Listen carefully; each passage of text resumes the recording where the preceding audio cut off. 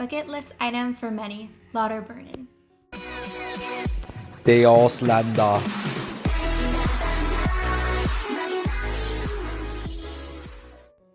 We stayed in Zurich during our time in Switzerland. It took 3 hours to get to Interlaken from Zurich.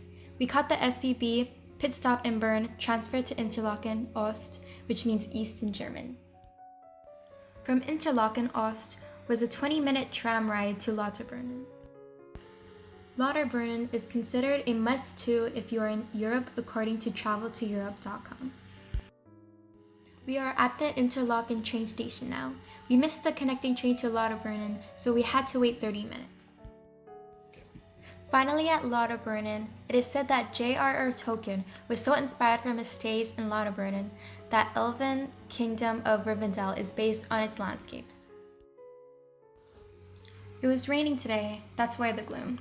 We are heading towards Stabbuck Falls, the famous waterfall spilling from the steep cliffs of the Swiss Alps. Waterfall behind Malia, Mommy. I'll just grab a picture this morning.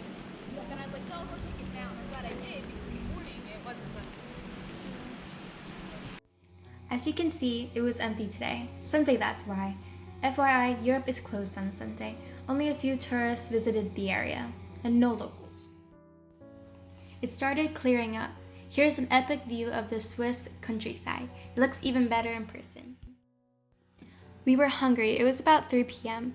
Not that much to choose from. Many restaurants in Europe close at 2 p.m. and reopen at 6 p.m. We ate here.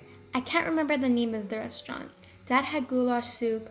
Guess how much Jared's chicken nuggets and french fries cost?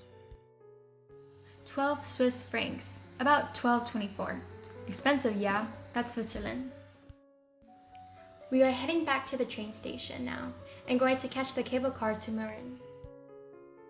That's it for now. Next video is Mürren. As the Germans say, tschüss!